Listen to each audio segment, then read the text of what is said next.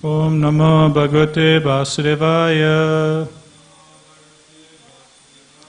Om Namo Bhagavate Vasudevaya. Om Namo Bhagavate Vasudevaya.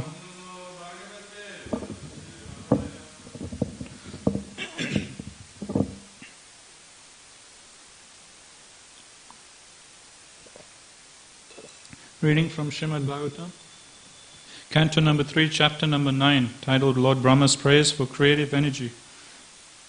Text number 16.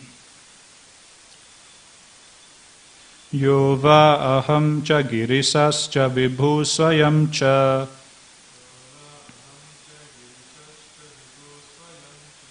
Yo va aham cha girisas cha vibhu swayam cha.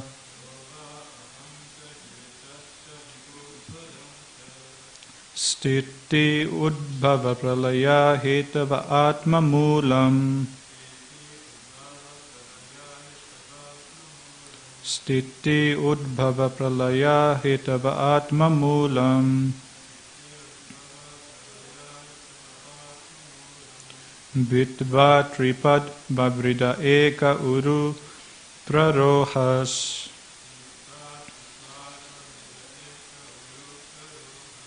Vitva tripad vavrida eka uru prarohas.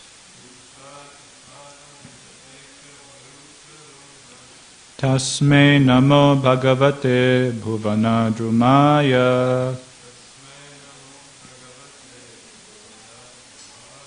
Tasme namo bhagavate bhuvanadrumaya. Yo va aham cha girisas cha vibhu swayam cha. Stiti udbhava pralaya hetava atma moolam. Vitva tripad vavrida eka uru prarohas. Tasme namo bhagavate bhuvanadrumaya. Yo va aham cha girisas cha vibhu swayam cha. Stiti udbhava pralaya hetava atma moolam. Vitva tripad vavrida eka uru prarohas. Tasme namo bhagavate bhuvanadrumaya.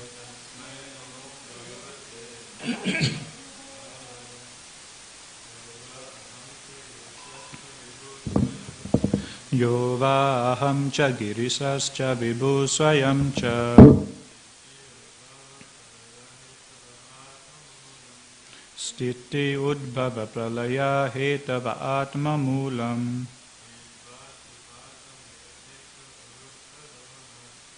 Vitva tripad vavrida eka uru prarohas. Tasme namo bhagavate bhuvanadrumaya. What did you read? Word for word translation. Ya, one who, they, certainly, aham cha, also I, girisa cha, also Shiva, Vibhu, the Almighty, Swayam, personality as Vishnu, cha, and, stiti, maintenance, Udbhava, creation, pralaya, dissolution, hetava, the causes, atma moolam, self-rooted, vitava, having penetrated, tripat, three trunks, vavride, grew, ekaha, one without a second, uru, many. Praroha, branches. Tasmai, unto him. Namaha, obeisances. Bhagavate, unto the personality of Godhead. Bhuvana Drumaya, onto the tree of the planetary system. Translation and purport by His Divine Grace, Shalesi Bhaktivedanta Swami Srila Prabhupada, Srila Prabhupada Ki Jai. Translation. Your Lordship is the prime root of the tree of the planetary systems.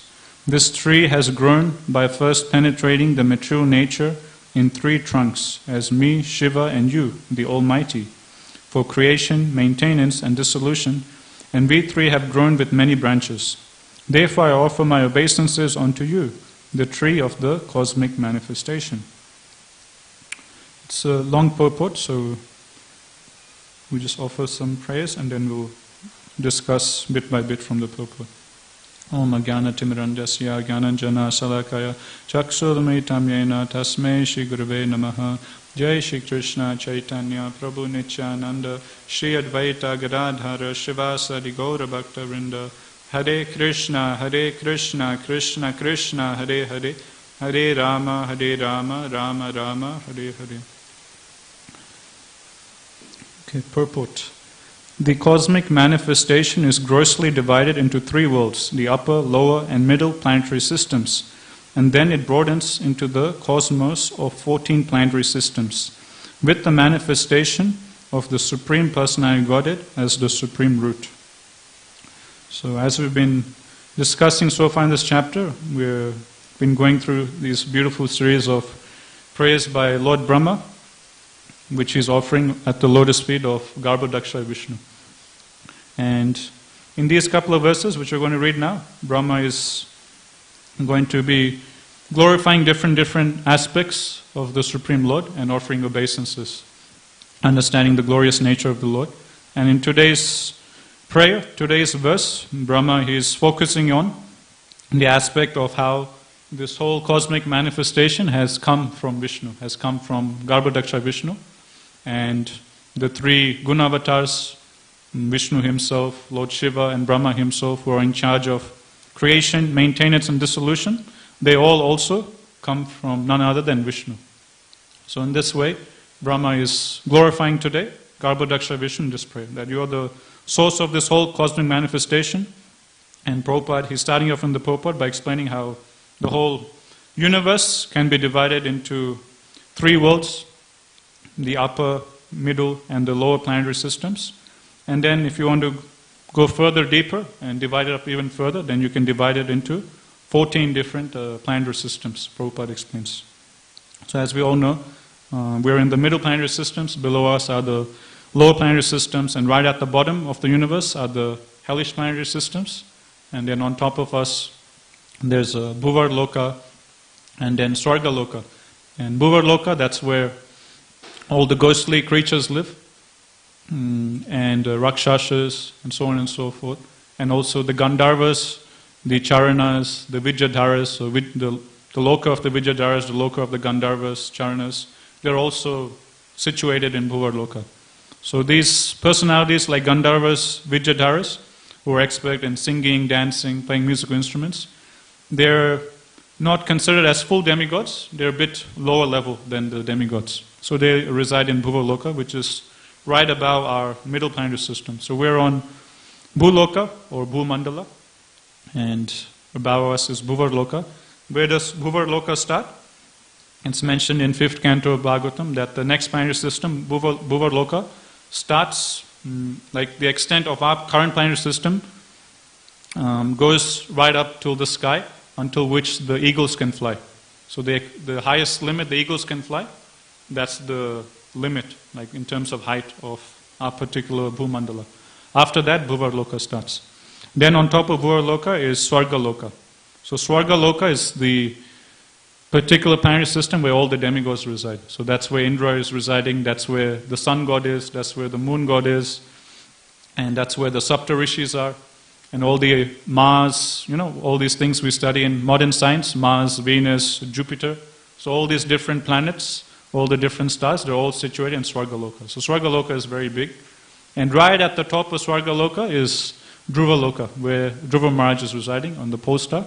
And all the different planets, they revolve around Dhruvaloka. Then, after Swargaloka is the top 4 planetary systems, Mahars, Janas, Tapa, and Satyaloka, where Lord Brahma resides. And in these upper 4 planetary systems, mainly great sages and rishis and yogis, they reside and they do tapasya penances and they worship the Supreme Lord. And today Brahma is saying that all these 14 planetary systems, the entire cosmic manifestation is coming from you only, my dear Lord, so therefore I'm offering my obeisances at your lotus feet. Now Srila Bhakti Vinod Thakur, in one of his songs and bhajans, he explains that this material universe is so great, it's so vast and expansive, and there's so many different planetary systems, there's so many different things to see, so many different things to acquire, so many different treasures we can find in different planetary systems. But he says the greatest thing we can get, or the greatest thing to be achieved in all the 14 planetary systems is the holy name, is the Hare Krishna Maha Mantra. There is nothing beyond the holy name, there's nothing beyond the Hare Krishna Maha Mantra. If one is bestowed with the boon, with this greatest treasure of chanting the Hare Krishna mantra, and that's it, he has attained the perfection of life. There is nothing greater to be achieved in all the 14 planetary systems. So in this way, Srila Bhaktivinoda Thakur, he glorifies the holy name. That yes, this material universe is so vast, expansive, but there is nothing beyond the holy name. In this, if you just attain this, then there's nothing else for you to see. And Narottam Das Thakur, I think he sings, Golokera Prema Dana Harinam Sankirtana. This holy name is coming directly from the spiritual world. And in one lecture of my Guru Maharaj, he was explaining that yes, the holy name is the greatest treasure. Yes, there is nothing beyond chanting Hare Krishna. But at the same time, he explains in this one particular lecture, there is one thing which is greater than chanting Hare Krishna. Even though Shastras explain that chanting Hare Krishna, that's it, that's the pinnacle, that's the perfection of life, there's nothing greater. But he explains there is one secret of something, one particular thing which is even greater than chanting Hare Krishna. What is that thing which is greater than chanting Hare Krishna? It's to make others chant Hare Krishna. So that is the only thing which is greater than chanting Hare Krishna. And this statement by my Guru Maharaj, it's backed up by Lord Chaitanya Mahaprabhu in Chaitanya Charitamrita. As we're reading recently, during the Ratha Yatra pastimes, every year the different residents of Navadvip, they will come during the Chaturmas, at the beginning of Chaturmasya, attend the Ratha Yatra, then stay with Mahaprabhu for the 4 months of the rainy season, then they will go back to their hometown and village. And some of these devotees who used to come for Ratha Yatra, they were from a town called Kulina Grama. And at the end of one particular Ratha Yatra festival, these residents of Kulina Grama, they come up to Mahaprabhu and they ask Chaitanya Mahaprabhu that please instruct us of how we can perfect our lives, what we should do, with this human form of life. And Mahaprabhu just gave them very 2 simple instructions. He told them, just chant Hare Krishna and serve the Vaishnavas. That's the only 2 instructions Mahaprabhu gave them. Incessantly, day and night, just chant Hare Krishna, take shelter of the Lord, and at the same time engage in the service of the Vaishnavas. So the next question the devotees ask, okay, we serve the Vaishnavas, but who is a Vaishnava? How can we recognize who is a Vaishnava? So the first day Mahaprabhu instructs them that a Vaishnava is anyone who chants the Hare Krishna mantra once. So anyone just chants the Hare Krishna mantra just once, you should consider them immediately as a Vaishnava, you should offer them respects, and you should serve them. Next year, again, after the Ratha Yatra, the same residents, they again come up to Mahaprabhu, then again they ask him for instructions. Again, Mahaprabhu gives them the same instructions, chant Hare Krishna and serve the Vaishnavas. And then again they ask the same question, who do we know, how can we recognize who is a Vaishnava? This time Mahaprabhu, he gives a different answer. He says, a Vaishnava is one who is continuously, day and night, incessantly chanting Hare Krishna non-stop. Then the next year, following year, 3rd year, again they ask the same question to Mahaprabhu, and this time Mahaprabhu tells them that a Vaishnava is one by looking at who others also chant Hare Krishna. A Vaishnava one who not only chants Hare Krishna himself, but influences and inspires other living entities also to chant Hare Krishna. So in the purport, Prabhupada explains that in these 3 years, Mahaprabhu has explained the 3 different levels of devotees.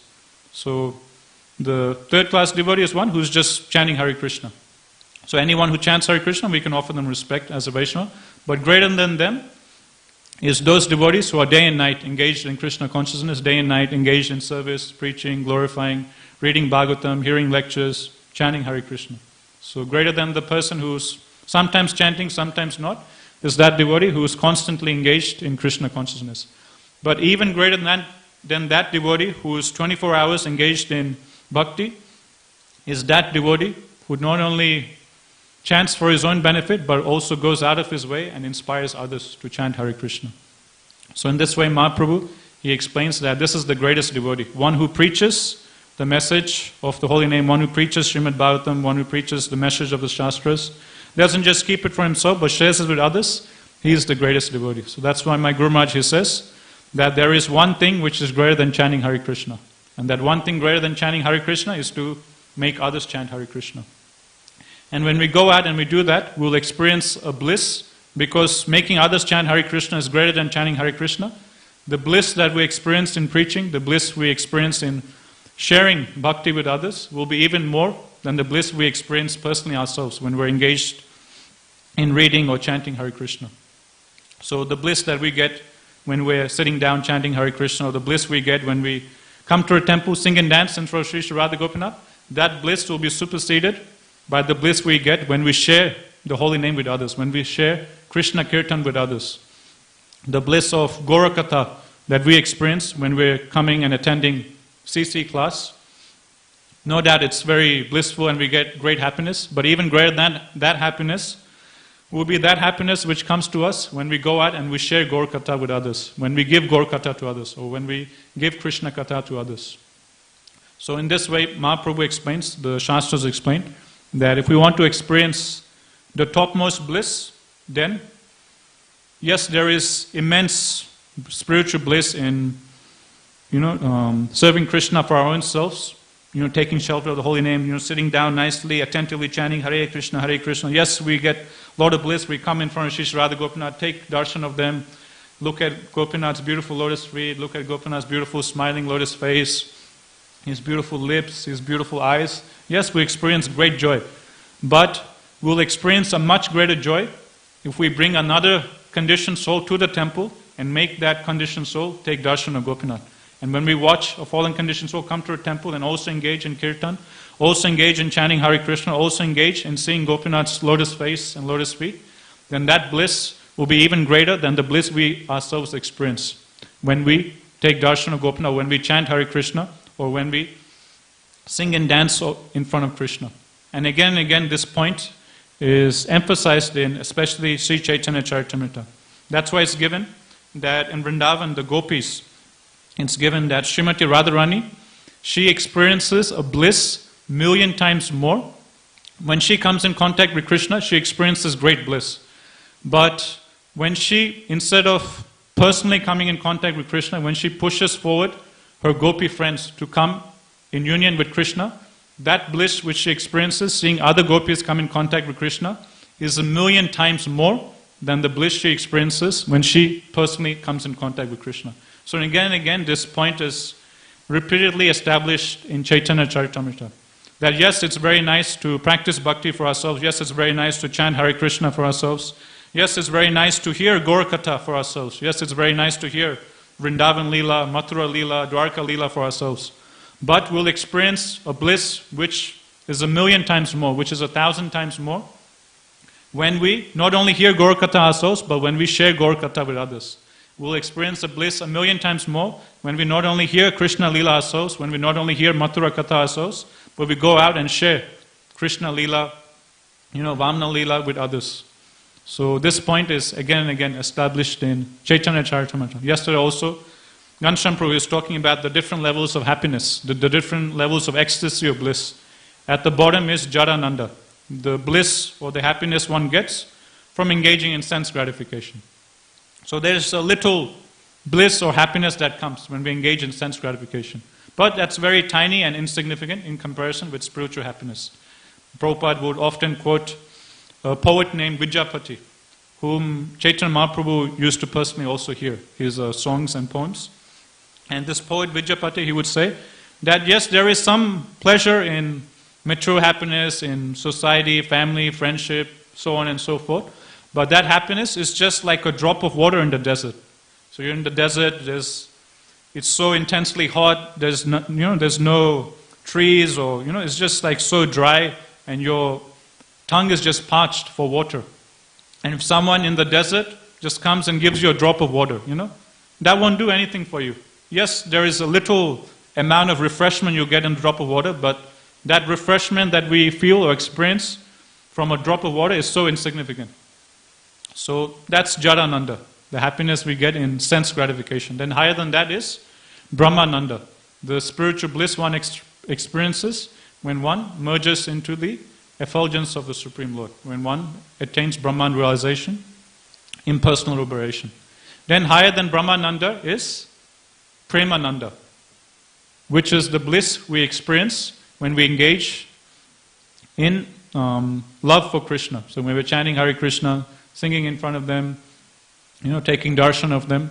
So we do this out of love. We all love Shri Shri Radha Gopinath. That's why we're coming, taking darshan of them, we're cooking for them, we're dancing in front of them, we're chanting songs about them, we're reading about them. So that's Premananda, the love a devotee experiences out of the happiness he experiences out of his love for Krishna. So one would think that's the pinnacle, right? Premananda is the pinnacle that one has experiencing love for Krishna. But no, there is one happiness which is even greater than Premananda. So when I read that, I was like surprised. I thought Premananda would be the highest, because you're just there directly. It's you and Krishna and you're experiencing bliss. But there is one happiness which is even greater than Premananda. And that happiness is Sevananda. The happiness one gets when he serves the desires of the Supreme Lord. And what is the desire of the Supreme Lord? The Supreme Lord is missing all of his conditioned souls. And Krishna, he feels so much separation from all these fallen conditioned souls who have fallen down to the material world. And when a particular servant of his inspires these fallen conditioned souls to come back and reunite with him, Krishna experiences the greatest bliss. So that's why in the Bhagavad Gita, Krishna, he states that that servant of mine who helps me reclaim the fallen conditioned souls, he is my most dear servitor, and he will always be my greatest servitor, both in the present, in the past, and the future. There will never be anyone greater than this servant of mine. Because this is the innermost, deepest desire of the Supreme Lord. And Krishna, he himself, although he is the Supreme Lord, he can't force anyone to love him. He can do it, but forced love is not very relishable. If we found out, my Guru Maharaj gives this example that say 2 persons are married, and after 10 years of marriage, the partner tells, the wife tells the husband, or the husband tells the wife, that I didn't want to actually marry you, I wanted to marry someone else. The only reason I married you because my parents forced me to. And that's the only reason I married you. When the partner would hear that, they'll be devastated, So no one wants forced love. It's like third standard, no one likes it. So in the same way, yes, Krishna has the ability to force all these fallen conditioned souls to love him, but it's not very relishable to get forced love. And Krishna is the supreme enjoyer. So therefore, Krishna, he engages his servants, his confidential devotees, to do this most confidential service of inspiring the lost fallen conditioned souls to come back to his lotus feet, to engage in his service. So this is Sevananda. That one doesn't just enjoy Krishna for himself, but he goes out of his way to engage in service to satisfy the desires of the Supreme Lord. And we were discussing last week of Srila Prabhupada exemplifying this selfless mood of fulfilling the desire of Krishna and the Parampara. We are hearing how Prabhupada, when he just arrived in America, he was, the day before Gaur Purnima, he was remembering that today is the day before Gaur Purnima, and I'm here all alone by myself. I have no devotee friends, I have no devotee companions. I'm all here by myself. And yes, I know in Vrindavan, in Navadvip, so many devotees will be celebrating Gaur Purnima. So many devotees will be having ecstatic kirtans, ecstatic prasadam, ecstatic festival. But I don't mind. I have no regret. Why? Because I'm not here for my personal happiness. I am here to serve the order of my Guru. I'm here to serve the order of Shri Krishna, of Shri Chaitanya Mahaprabhu. So therefore I have no regrets, because I'm not here for my personal happiness. I am here to serve the instruction of the Supreme Lord. So this is Sevananda. That one forgets about his own happiness, which he experiences from his relation with Krishna, and one goes, gives up his own consideration, his own desires, his own happiness, and one engages in simply, selflessly fulfilling the desires of Krishna. And when one does that, selflessly going out of his way to serve the desires of Krishna, one experiences a happiness which is even greater than Premananda. So in this way, in so many different places in Chaitanya Charitamrita, this point is explained again and again. That yes, chanting Hare Krishna is the greatest, but there is one thing even greater than chanting Hare Krishna, and that's to inspire others to chant Hare Krishna. Yes, reading Srimad Bhagavatam is the greatest. There is no literature, there is no book in the entire creation which is greater than Srimad Bhagavatam. But even greater than reading Srimad Bhagavatam is to inspire others to read Srimad Bhagavatam. Then when we ourselves read Srimad Bhagavatam, Bhagavatam will reveal more of itself to us. Because we're rendering such confidential service to Srimad Bhagavatam by inspiring others to take shelter of him. So then, Srimad Bhagavatam will reveal more to us and we'll get more taste for Srimad Bhagavatam. So in this way, this very deep secret of bhakti is so nicely, repeatedly emphasized in Sri Chaitanya Charitamrita. And we see the Panchatattva leading by personal example of sharing this message with others. Okay, we'll continue on with the purport. Material nature, which appears to be the cause of the cosmic manifestation, is only the agency or energy of the Lord. This is confirmed in Bhagavad Gita 9.10, Maya Dakshena Prakriti Suyate Sa Characharam. Only under the superintendence of the Supreme Lord does material nature appear to be the cause of all creation, maintenance and dissolution. So now Prabhupada is talking about Maya, or the material energy. How externally, although in this verse Brahma is saying that, my Lord, actually you are the cause of creation, maintenance and dissolution. And in the purport, Prabhupada is explaining that externally to our material senses, it looks like actually Maya. She's conducting creation, annihilation and maintenance. But Prabhupada is explaining that externally Maya might be seen to be doing these three things, but she's doing it under Krishna's direction. So Maya, she's Krishna's energy, and she's working under Krishna's direction. So Krishna might not be directly doing it, but he does it through his energies. By his energies, everything gets done. And Maya, or material energy, Durga Devi, she is one of Krishna's servants. And through her, Krishna, he does all these different affairs of the universe. I was reading yesterday one particular Leela of Prabhupada. There's an initiation ceremony going on. And Prabhupada sitting in front of the yagna, and different devotees are coming and receiving the beads and receiving their new spiritual name. So one Mataji, she's up for initiation, she comes up. Prabhupada gives this Mataji her beads and tells her name. That from now on your name will be Mahamaya Devi Dasi. And when Prabhupada says this, usually when someone gets the beads and they get, your name will be Krishna Das, your name will be Gauranga, your name will be Harinamrita Das. All the devotees, Jai Haribol, Jai Haribol. But when Prabhupada gave this particular Mataji her beads and said, your name will be Mahamaya, from now on your name will be Mahamaya. This time the whole room was just silent. Everyone was just shocked. Because, from Prabhupada's books and lectures, they understand that Maya is always trying to drag us away from Krishna. So Maya, she's like the bad guy, right? Because she's always trying to pull us away from Krishna. She's like the devil, if you compare it with Christianity. So this is what devotees they had in the mind, that Maya, she's like the devil, Maya, she's the bad guy. How come Prabhupada is giving her a name? Your name is Mahamaya. So the whole room was just completely silent. And including this devotee, she was also shocked and she didn't know what to say. Why is Prabhupada giving me this name? This was going on in the minds of everyone. So Prabhupada, naturally, he could read what's going on in the minds of all the devotees. So Prabhupada, seeing the silence and reading the minds of all the devotees, Prabhupada, he just starts laughing. And then after laughing out loud, then seeing Prabhupada laugh, then everyone else in the audience, they also start laughing. And the Madhiji who got the name Mahamaya, then she also starts laughing. And then Prabhupada explains to her, don't worry. Actually, Mahamaya, she's not all bad. Actually, she's actually Krishna's servant. She's actually one of the energies of Krishna. So in this way, Prabhupada pacifies her. And Prabhupada tells her that actually Mahamaya, she's actually one of the expansions of Krishna, one of the expansions of Srimati Radharani. She's one of the energies of Srimati Radharani. And Prabhupada gives us an analogy. Just like the moon has different phases. So in the same way, Srimati Radharani has different phases or expansions. And Mahamaya, she is one of these expansions of Srimati Radharani. And she is also a great devotee of Krishna. So in this way, Prabhupada pacifies her and clears the doubts of all the devotees assembled in the initiation ceremony. So Durga Devi, and also Prabhupada explains to her that Mahamaya, she only acts for those conditioned souls who don't want to serve Krishna.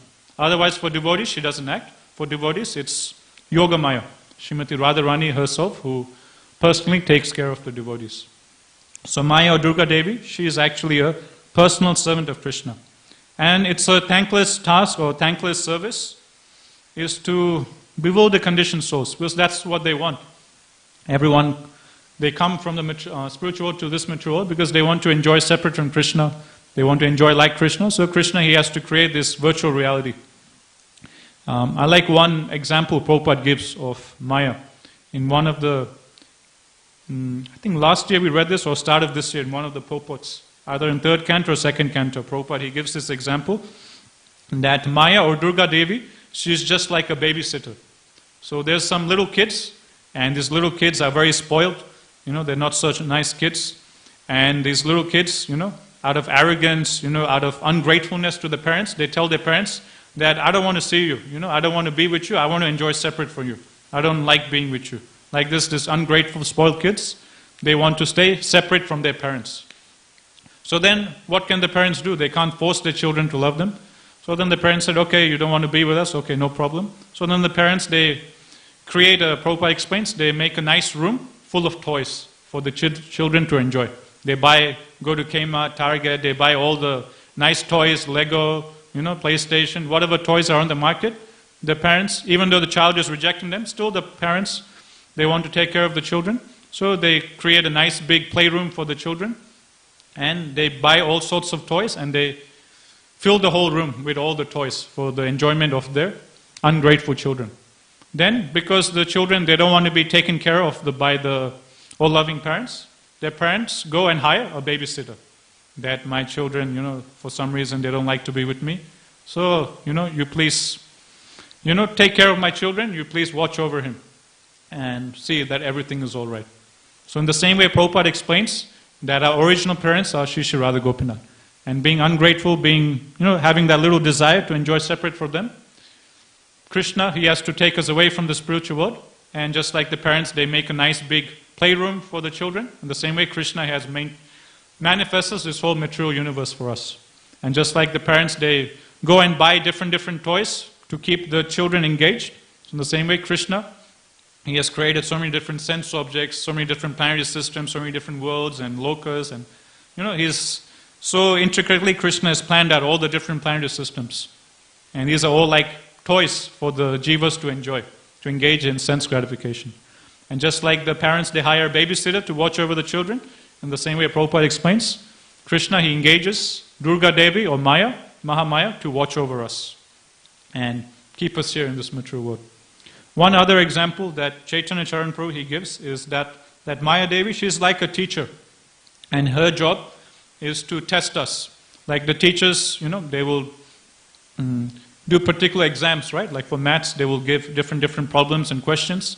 And they will put a lot of different questions, tricky questions, which people will get wrong. And the teacher's mood is not that, okay, let me write an exam paper which everyone will fail and let me, make the students study very hard, let me make them suffer. That's not the mood of the teacher, to make everyone suffer, make everyone fail.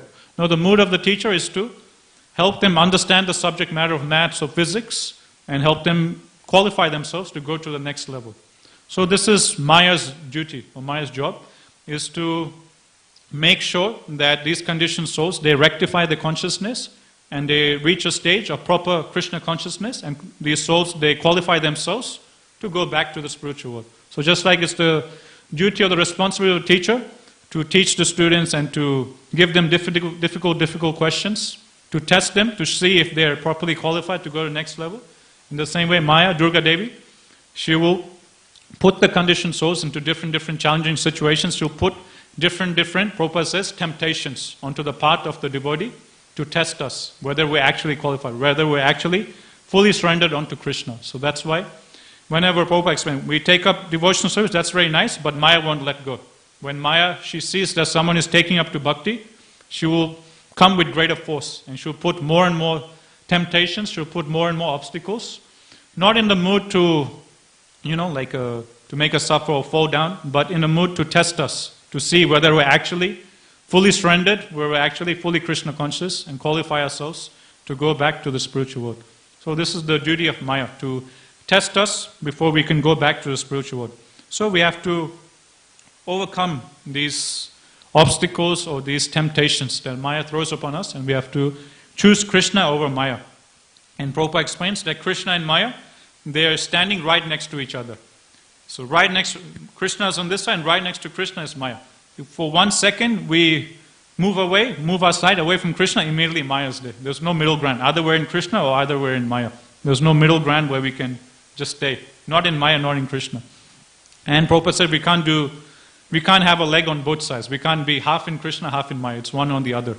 So we have to be strict, and it's easy to be more stricter in Krishna consciousness if we surround ourselves with devotees. If we're always in devotee sangha, then seeing other devotees chanting Hare Krishna, seeing other devotees reading Bhagavatam, talking about Krishna, doing service, naturally we ourselves will be inspired to also engage. If you're in a room of 5-6 devotees, all the other devotees are doing some service or engaging in kirtan or reading, then we'll feel a bit weird falling into Maya, We'll feel, a bit strange, At least for the sake of looking good, we'll also act to be also like devotees. That's why intelligent person is he who always goes out of his way to get nice devotee sangha. That's why Prabhupada will always say that we should try and come to a temple as often as possible. And in Bhagavatam itself, it's mentioned, Prabhupada himself, he explains, that any spiritual activity we do in the temple, the benefit we'll get of that is 1,000 times more than any spiritual activity we do outside of the temple.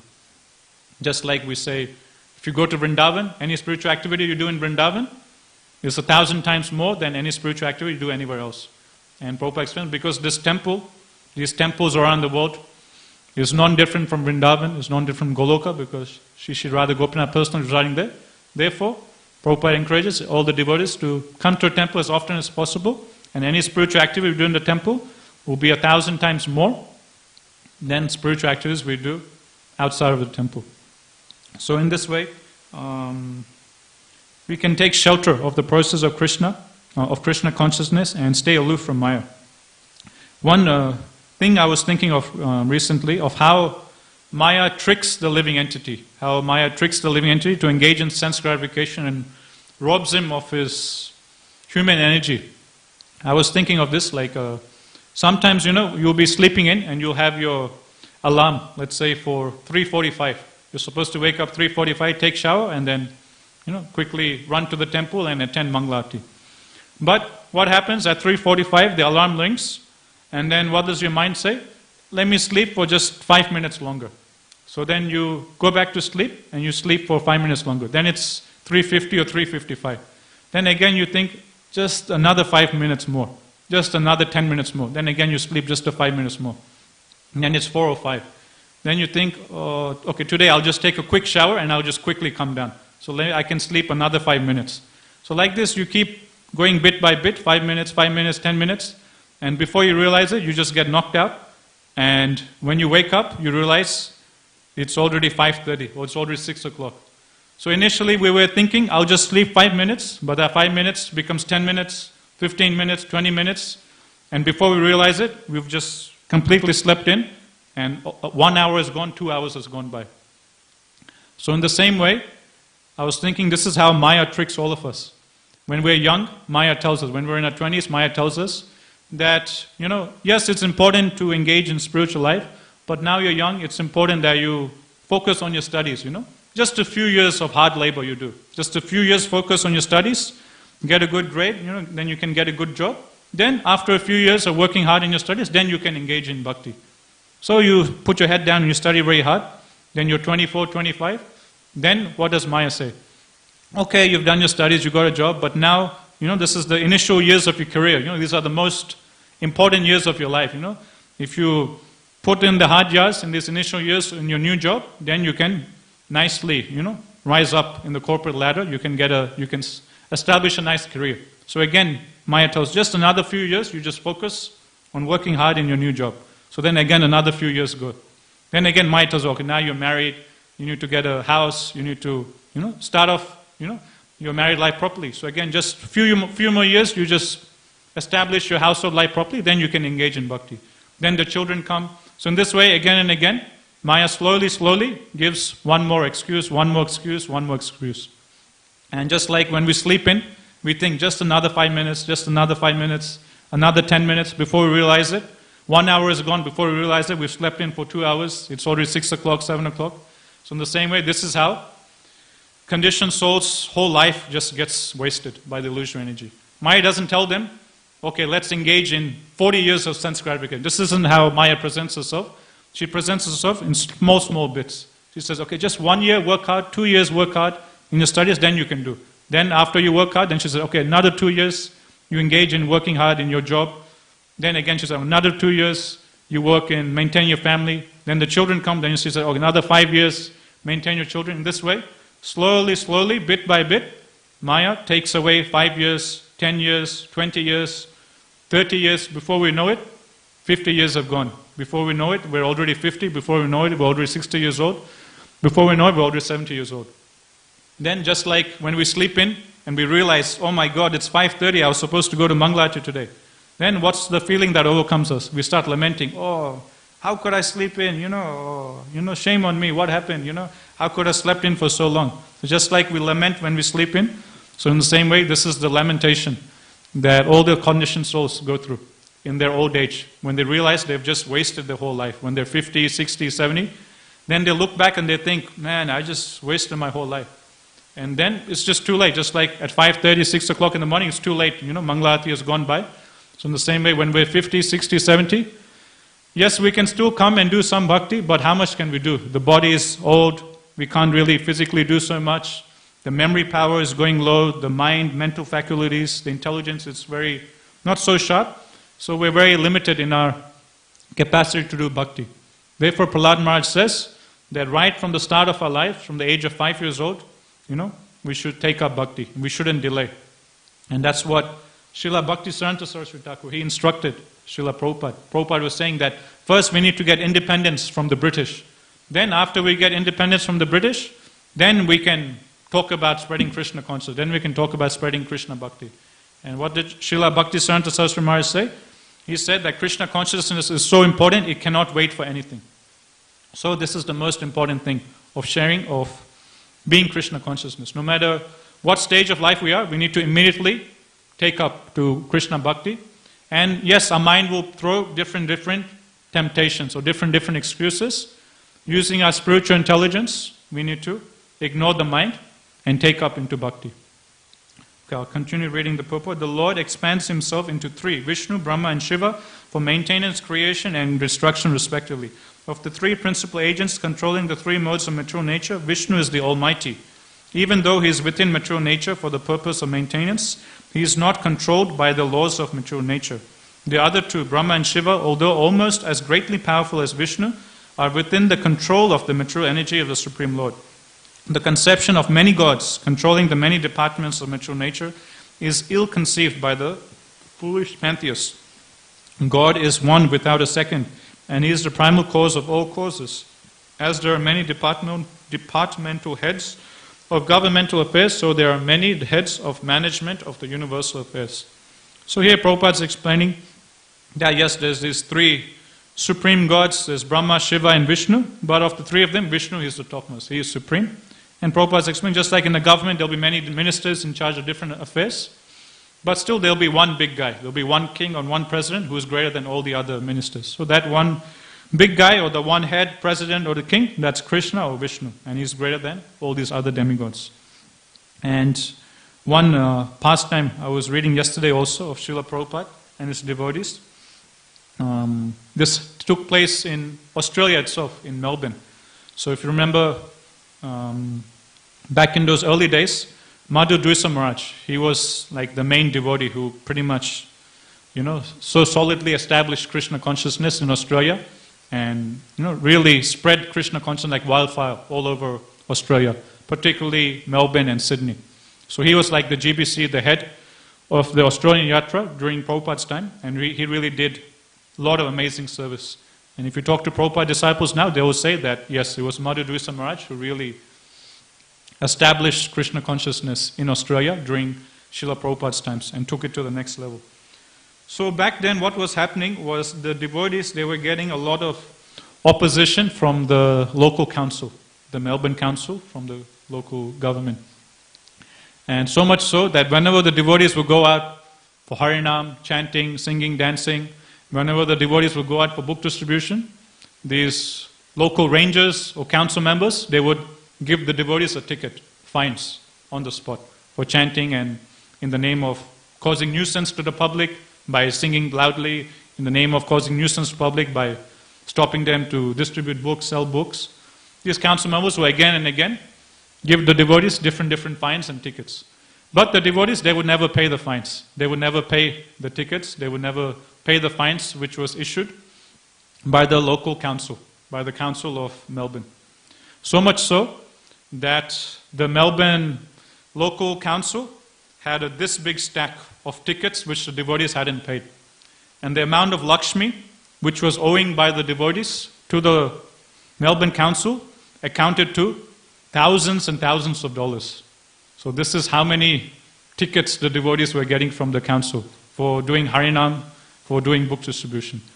And the devotees, again and again, they would go out, again and again, they would get ticket, but then they would just continue. Next day, again, they'll be out on the streets. So the devotees didn't really care. They just, Prabhupada ki jai, they just went out and just sang nicely in Harinam, just continued on distributing books. Again and again, they would get tickets. The devotees, they would just ignore. I guess back then it wasn't so strict. So the devotees, they just didn't pay the fines, and the council had a big stack of fines, and Madhudvisa Maharaj explains the amount of dollars owing by the devotees to the council accumulated to like thousands of dollars. Then what was happening? It was time for Ratha Yatra. And the devotees, they wanted to really have a nice big Ratha Yatra, and Prabhupada would also be coming at that time. So again, to do Ratha Yatra, what do you have to do first? First thing is first. Before you plan anything, you have to go and get permission from the council. And it's the same council who has given the devotees, tens and hundreds of tickets and fines for distributing books and fines for doing Harinam Sankirtan. And now it's that same council, Madhudvisa Maharaj has to go and somehow or other convince them to give them permission to do Ratha Yatra. The very same thing they've been getting fined for so many times, now Maharaj has to get permission to do that same thing on a mass scale during this Ratha Yatra festival. So Maharaj was explaining that actually this was like an impossible task. Why would the council give us permission when haven't paid a single bill? But Maharaj, out of duty, he goes to the council, he goes to the mayor office, to the council, and he explains there's the mayor there, and then there is like 20, 30 different people working in the local council in Melbourne. And Maharaj comes in, dhoti kurta, and the devotees, not the devotees, the council people, they immediately see him there. No, okay, Hare Krishna. And then so what is it you've come for? You have this big pile of tickets, you haven't paid a single one, what's going on?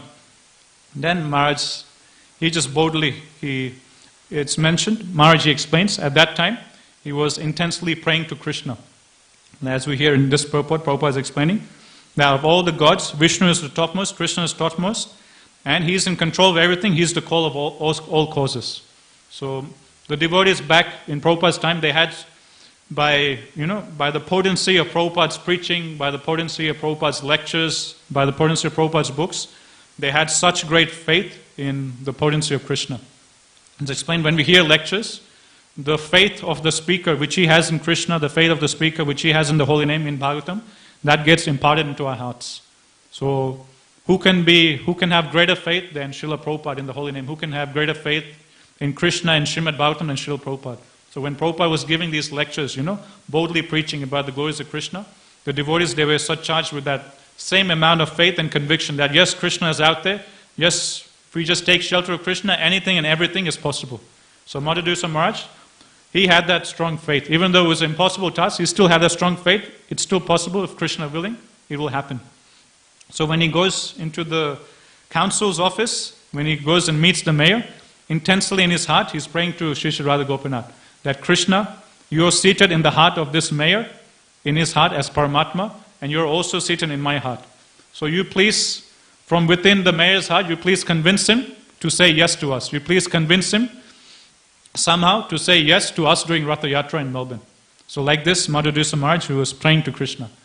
And then he puts forward his proposal to the mayor that, we were planning to have this big festival, Ratha Yatra, our spiritual master is going to come. Please give us permission. Then naturally the mayor will say, you have so many tickets we've been giving you, you haven't paid a single one. Tell me one good reason of why we should give you permission. Tell me one good reason why we should give you permission to do this big festival.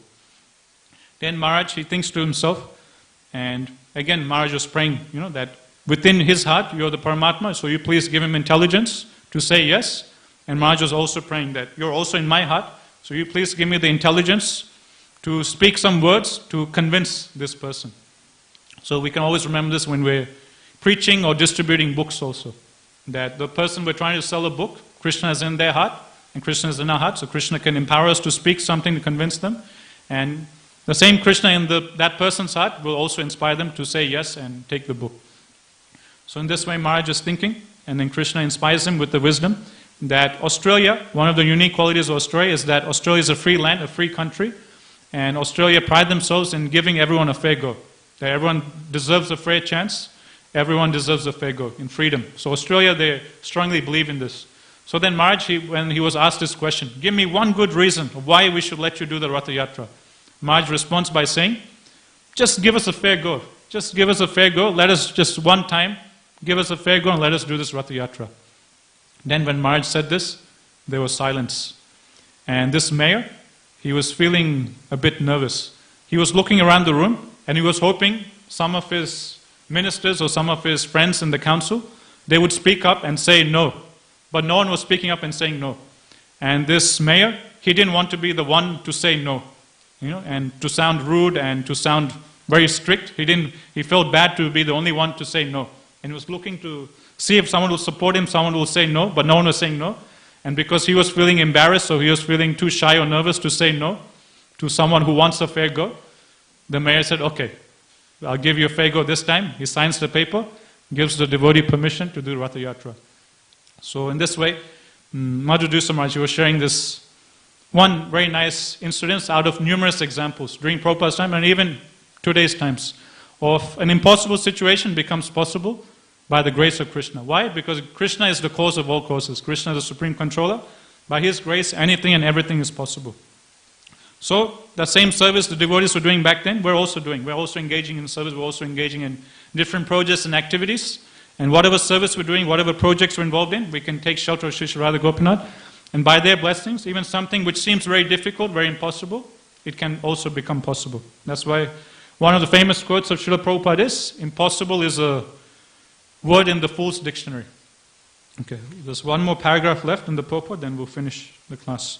Due to a poor fund of knowledge, the impersonalist does not believe in the personal management of things as they are, but in this verse it is clearly explained that everything is personal and nothing is impersonal. We have already discussed this point in the introduction, and it is confirmed here in this verse. The tree of the mature manifestation is described in the 15th chapter of Bhagavad Gita as an aswatha tree whose root is upward. We have actual experience of such a tree when we see the shadow of a tree on the bank of a reservoir of water. The reflection of the tree on the water appears to hang down from its upward roots. The tree of creation described here is only a shadow of the reality which is Parabrahman, Vishnu. In the internal potential manifestation of the Vaikuntha Lokas, the actual tree exists. And the tree reflected in the material nature is only the shadow of this actual tree. The impersonalist theory that Brahman is void of all variegatedness is false because the shadow tree described in Bhagavad Gita cannot exist without being the reflection of a real tree. The real tree is situated in the eternal existence of spiritual nature full of transcendental varieties, and Lord Vishnu is the root of that tree also. The root is the same, the Lord, both for the real tree and the false, but the false tree is only the perverted reflection of the real tree. The Lord being the real tree is here offered obeisances by Brahma on his own behalf and also